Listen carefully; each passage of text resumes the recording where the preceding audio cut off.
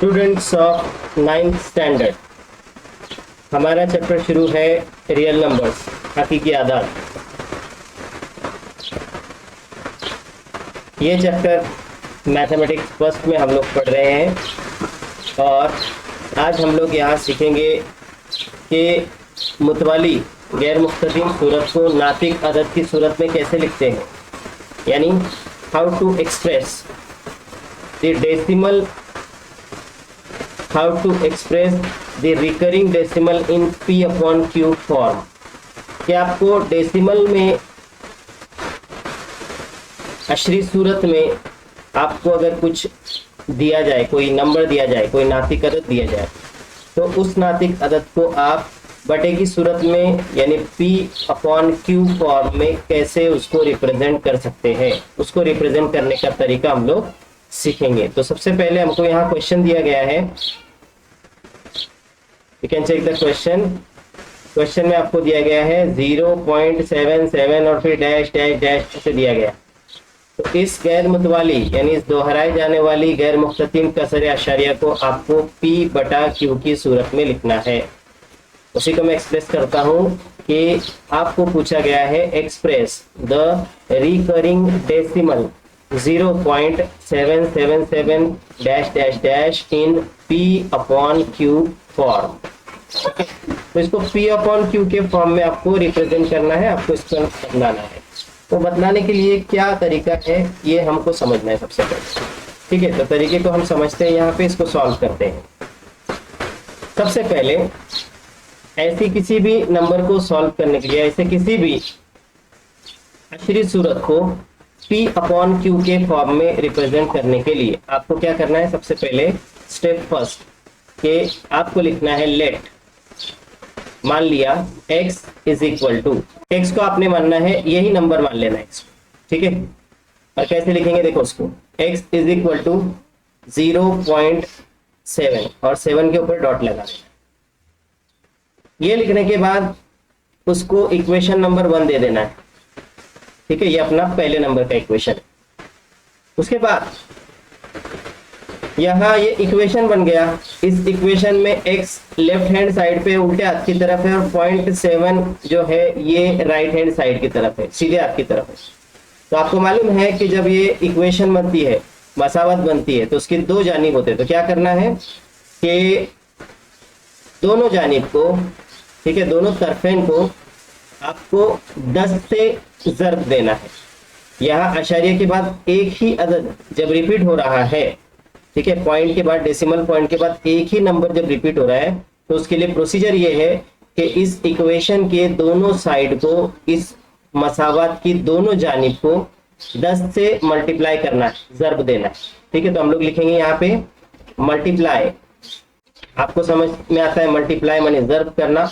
Multiply both sides, दोनों जानिब को, दोनों तरफेन को बाय 10, ठीक है। दोनों जानिब को 10 से ज़र्ब देना है। अब दोनों जानिब को जब हम 10 से ज़र्ब देंगे तो क्या हो जाएगा, देखो x को ज़र्ब जाएगा 10 से और 0.7 को ज़र्ब जाएगा 10 से। तो देखो यहाँ मैं लिखता हूँ 10x, x को 10 से मल्टीप्लाई किया और इधर 0.7 और उसको भी मल्टीप्लाई करना है, ज़र्ब करना है 10 से, ठीक है। अब इसे सॉल्व करने पर इस साइड तो 10x रहेगा उल्टे हाथ की जानिब और सीधे हाथ की जानिब 0.7 0.7 रिकरिंग है, दोहराए जाने वाला है, गैर मुख्ततिम यानी मुतवाली है। उसको जब 10 से आप ज़र्ब दोगे तो 10 से ज़र्ब देने के बाद उसका जवाब हो जाएगा 7.7 और ये 7 के ऊपर अब एक पॉइंट लगेगा, एक नुक्ता लगेगा, क्योंकि वो 7 दोहराए जाने वाला है, ठीक है। ये जब हो जाए तो इसको इक्वेशन नंबर 2 दे देना है। ये आपकी स्टेप समझ में आ गई कि अगर अशारिया के बाद पॉइंट, डेसिमल पॉइंट के बाद एक ही डिजिट बार बार आ रहा है तो दोनों साइड को मल्टीप्लाई करना है पहले 10 से। हो गया। अब दो इक्वेशन हो गए, इक्वेशन 1 बन गया, इक्वेशन 2 बन गया। अब अगली स्टेप में क्या करना है कि सब्सट्रैक्ट, ठीक है। सब्सट्रैक्ट का मानी होता है मनफी या नफी करना। Subtract equation 1 from equation 2। पहले नंबर को दो नंबर के इक्वेशन में से सब्सट्रैक्ट करना है, यानी माइनस करना है, नफी करना है। अब मैं यहाँ पे लाइन बना देता हूं और अब इस साइड ये अमल करते हैं हम लोग। ठीक है, सब्सट्रैक्ट किया। इक्वेशन नंबर 1 हमारे सामने है x इक्वल टू 0.7। ये देखो, ये मैं इसको बना के दिखा रहा हूँ। x is equal to 0.7, 0.7। ठीक है, मुतवाली है। और इक्वेशन 2 है 10x इज इक्वल टू 7.7, और 7 जो है ये दोहराए जाने वाला है, रिपीटेड है। दो नंबर है 10x, तो 10x है, उसमें से माइनस किया जाएगा x, बीच में इक्वल टू का साइन लगाएंगे। उसी तरह से इक्वेशन नंबर 2 का राइट हैंड साइड जो सीधे हाथ की जानिब है वो है 7.7, 7 के ऊपर डॉट है।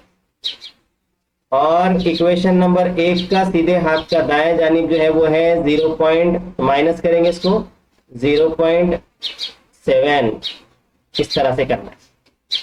अब 10x में से 1x कम हो जाएगा, आपका आंसर आएगा 9x इक्वल टू, देखो 7.7 डॉट है, उसमें से माइनस 0.7 डॉट करना करे अगर हम, तो ये जो 7 है दोनों साइड का जिस पे डॉट लगा हुआ है वो कैंसिल हो जाएगा और इधर बचेगा आपका 7। ठीक है, अब x की वैल्यू निकालने के लिए x को हम लोग यहां रखे इक्वल टू के दूसरे टाइप, बराबर के दूसरी जानिब इक्वल टू के से दूसरी साइड 7 है। ये मल्टीप्लाई 9 को जब आप उधर ले जाते हो तो ये डिवाइड में चला जाता है 7/9। तो यहाँ हमारी x की जो वैल्यू आई वो आई 7/9। ओके, और 7/9 ये जो वैल्यू आप देख रहे हो, it is in the form of p/q। आपको मालूम है rational number p is any integer while q is a non zero positive integer. Okay, इस तरह से हम किसी भी नंबर का आसानी के साथ इस प्रोसीजर का, इस तरकीब का इस्तेमाल करके p/q, p/q फॉर्म में रिप्रेजेंट कर सकते हैं। नेक्स्ट देखो, अब अगला नंबर जो उसको देखो गौर से। देखो अगले नंबर में आपको दिया है 7.529 ये बार बार रिपीट हो रहा है। ठीक है, 7 है एक बार, डेसिमल पॉइंट के बाद यानी अशरिया के बाद 529 529 529 ये बार बार रिपीट हो रहा है। तो ऐसे नंबर को आपको p/q, p/q की सूरत में आपको उसको रिप्रेजेंट करना है। x इज इक्वल टू, ठीक है, x is equal to 7.529। x को आपने ये एज्यूम कर लेना है और ऊपर देखो लाइन बना दी मैंने, तो 529 रिपीट हो रहा है इसलिए उसके ऊपर लाइन बन गई। ये बन गया हमारा equation number 1। Okay, equation number 1 बनने के बाद अब आपको यहाँ डेसिमल पॉइंट के बाद 3 नंबर्स लिखकर दिए हुए हैं। तो जब डेसिमल पॉइंट के बाद 3 नंबर हो तो ऐसे में जो गिवन नंबर है उस गिवन नंबर को हम डेसिमल के बाद जब हम 3 डिजिट आपके जब रिपीट होते हैं, यानी 3 अदद आपके जब अशरिया के बाद बार बार आते हैं, दोहराए जाते हैं, तो उस वक्त आप क्या करते हैं, दोनों जानिब को इक्वेशन के मसावत के दोनों तरफेन को, दोनों जानिब को आप 1000 से मल्टीप्लाई करते हो। So multiply both sides by 1000। ठीक है, 1000 से दोनों जानिब को आपको मल्टीप्लाई करना है। मल्टीप्लाई जब करेंगे तो 1000x एक तरफ हो जाएगा, दूसरी तरफ आपका है 7.529। ठीक है, इसको ज़र्ब देना है आपको 1000 से। आपको मालूम है कि 1000 से ज़र्ब देने पर जो आपका डेसिमल पॉइंट है वो 3 पॉइंट राइट हैंड साइड की जानिब आ जाएगा। तो आपका आंसर इस तरफ बन जाएगा 7.529 इस तरीके से। ओके, और इस तरफ आपका 1000 और x का मल्टीप्लिकेशन करने पर 1000x यानी 1000x इधर रह जाएगा। अब ये आपका बन गया इक्वेशन नंबर 2। अगला स्टेप आपको पता है कि इक्वेशन 1 को इक्वेशन 2 में से माइनस करना है। ठीक है, तो आप वो लिखेंगे सब्सट्रैक्ट यानी नफी कीजिए, subtract equation 1 from equation number 2। ठीक है, अब देखते हैं कि हमारा कैसे आंसर इसका निकलता है। और आपको पता है कि 1000x में से आपको x माइनस करना पड़ेगा, इक्वल टू का साइन बनाकर दूसरी जानिब आपको लिखना पड़ेगा 7529.529 ये रिकरिंग है, माइनस और उसमें से आपको 7.529 ये रिकरिंग है, इसको माइनस करना पड़ेगा। तो देखो, एक तरफ से 529 रिकरिंग, इधर से 529 रिकरिंग, यानी दोहराए जाने वाले ये दोनों तो कट हो जाएंगे। अब 7529 जो है उसमें से आप 7 माइनस करते हो, 7 माइनस करते हो, तो 7522 आपके बचते हैं।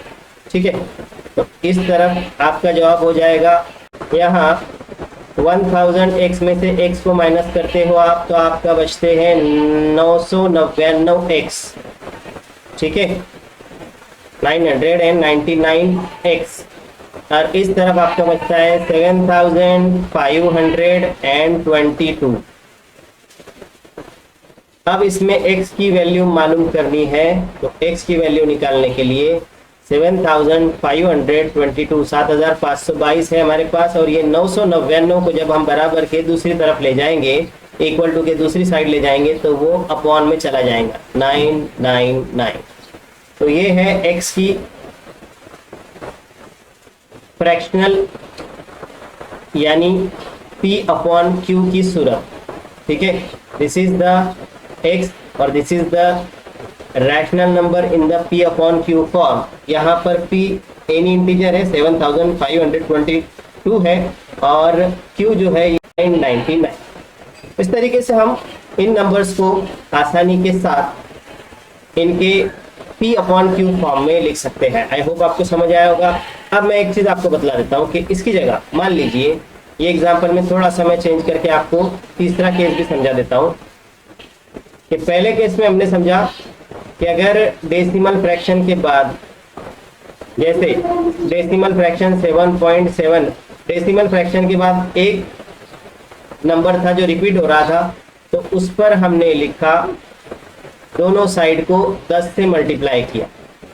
अगर डेसिमल पॉइंट के बाद 3 नंबर 1 2 3 ऐसे 3 नंबर रिपीट हो रहे हैं, तो हमने दोनों जानिब को 1000 से मल्टीप्लाई किया। अगर डेसिमल फ्रैक्शन या डेसिमल पॉइंट के बाद 2 नंबर अगर रिपीट होते हैं, कोई भी 2 नंबर, तो आपको दोनों साइड्स को 100 से मल्टीप्लाई करना पड़ेगा। ठीक है, यानी मान लो अगर यहाँ सिर्फ ऐसा होता कि 7.29, ये अगर 29 रिपीट हो रहा है 2 नंबर, तो आपको x का वैल्यू लेना पड़ता 7.29, फिर आपको 100 को x से मल्टीप्लाई करना पड़ता, यानी इस साइड को भी और दूसरी साइड को भी, दोनों साइड को आपको 100 से मल्टीप्लाई करना पड़ता, 7.29 इंटू 100। ठीक है, तो ये 10, अगर आशारिया के बाद, पॉइंट के बाद, डेसिमल पॉइंट के बाद एक नंबर बार बार रिपीट हो रहा है, तो 10 से मल्टीप्लाई करो दोनों जानिब को। अगर आशारिया के बाद, डेसिमल पॉइंट के बाद 2 नंबर मल्टीप्लाई हो रहे हैं, 2 डिजिट नंबर मल्टीप्लाई हो रहे हैं, तो 100 से मल्टीप्लाई करो दोनों साइड को। और अगर पॉइंट के बाद यानी आशारिया के बाद 3 नंबर्स रिपीट हो रहे हैं, तो दोनों साइड्स को आपको 1000 से मल्टीप्लाई करो।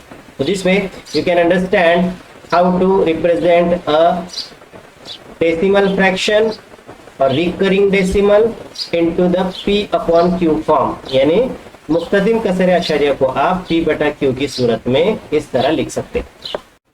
प्रैक्टिस से 2.1 में आप देखिए, इसमें आपको सवाल पूछा गया, classify the decimal form of given rational numbers into terminating and non terminating recurring type, यानी आपको यहाँ दिए गए जो रैशनल नंबर्स है, इन रैशनल नंबर्स को आपको या तो वो टर्मिनेटिंग है या टर्मिनेटिंग रिकरिंग है, इस टाइप के फॉर्म में आपको उनको क्लासिफाई करना है। तो क्लासिफाई करने के लिए आपको सॉल्व करना पड़ेगा। सॉल्व करने के लिए यहाँ पे पहला एग्जांपल देखो कि आपको क्या करना है कि जो नातिक अदद दिए गए हैं उनकी कसरे अशरिया की सूरत यहाँ दी गई है, तो उस कसरे अशरिया की सूरत मुतवाली है या ये सूरत जो है मुतवाली गैर मुख्ततिम है। तो ये जानने के लिए हमको या ये अशरिया के बाद एंड हो रहा है या अशरिया के बाद या डेसिमल पॉइंट के बाद ये एंड नहीं हो रहा है बल्कि चलते रहता है, तो वो जानने के लिए हमको इसको सॉल्व करना पड़ेगा। 13/5 है, इसके लिए अपना जो रिवायती तकसीम का तरीका है वो करेंगे हम लोग। 13/5 5 का टेबल पढ़ते हैं उसमें 13 नहीं आता, उसमें 10 आता है। 5 2 10, ठीक है। माइनस करें तो 3 बचता है। अब 5 के टेबल में 3 नहीं आता, 3 को 0 लगा के 30 बना दिए। यहाँ पे 2 के बाद आपने डेसिमल पॉइंट लगाया क्योंकि आपने 0 बाहर से लगाया। अब 5 के टेबल में 30 आते हैं 6 नंबर पे। 5 6 5 6 30, माइनस करें, आपका जो अमल है वो पूरा हो गया, 0 आ गया यहाँ पे। इसका मतलब 13/5 की डेसिमल फॉर्म यानी अशारिया की जो सूरत है वो है 2.6। अब अशारिया के बाद यहाँ 6 आने के बाद आगे कोई जवाब आपका नहीं आता है, मतलब ये जो सूरत है इस सूरत को हम बोलेंगे टर्मिनेटिंग, ठीक है। ये है टर्मिनेटिंग, और जो टर्मिनेटिंग होता है वो रिकरिंग नहीं होता, याद रखिए। टर्मिनेट होना मतलब रुक जाना, खत्म हो जाना, मुख्ततिम, ठीक है। टर्मिनेटिंग, उसी को मैं उर्दू में भी लिख देता हूँ आपके सामने, मुख्ततिम, ओके। तो ये मुख्ततिम सूरत। अब इधर बढ़ते हैं 2/11। 2/11 में फिर से अपना रिवायती तरीके से करते हैं। 2 को लिखा यहाँ अंदर, 11 को लिखा यहाँ बाहर। 11 के टेबल में 2 जाहिर सी बात है नहीं आने वाला है, तो आगे 0 लगेगा, यहाँ ऊपर 0 लगेगा, 0 के बाद पॉइंट लगेगा। 11 का टेबल पढ़ेंगे, उसमें 20 नहीं आता, उससे छोटा 11 खुद आता है 1 नंबर पे, ठीक है। या माइनस किए, 20 में से 11 माइनस किए तो आपका 9 बचता है। 11 के टेबल में 9 नहीं आएगा, फिर 0 लगाए। 90 से छोटा यहाँ पे आता है 88 और वो आता है 8 नंबर पे। यहाँ पर हम 88 लिखेंगे, माइनस करेंगे तो आपका बचता है 2, ठीक है। ठीक पहले की तरह 2 आ गया, फिर 2 के आगे 0 लगेगा, फिर 1 आएगा, 1 नंबर पे 11, फिर ये प्रोसेस आगे बढ़ेगा, फिर माइनस किया, फिर 9 बचेगा। इसका मतलब ये हो रहा है कि this process does not ends. यहाँ पे आपका जवाब 1 8 1 8 ऐसा आता जाएगा। इसका मतलब ये है कि 2/11 ये जो रैशनल नंबर है, इस रैशनल नंबर का डेसिमल फॉर्म 0.18 और 18 के ऊपर ऐसे लाइन लगेगी। मतलब क्या हुआ कि 2/11 जो है उसकी अशरी सूरत 0.18 और ये गैर मुख्ततिम भी है और मुतवाली भी। इसका मतलब it is non terminating. Non terminating है मतलब खत्म नहीं होने वाला है, non terminating and recurring. Recurring माने इसमें आपको 2 डिजिट्स 1 और 8 ये बार बार मिल रहे हैं, इसलिए ये क्या है, ये गैर मुख्ततिम भी है और मुतवाली भी है, ठीक है। तो आई होप आपको ये समझ आया होगा। इस तरह के एग्जांपल्स कीजिए और उसमें आप रैशनल नंबर के डेसिमल फॉर्म्स यानी नातिक अदद की अशरी सूरतों को पहचान सकते हैं, आइडेंटिफाई कर सकते हैं।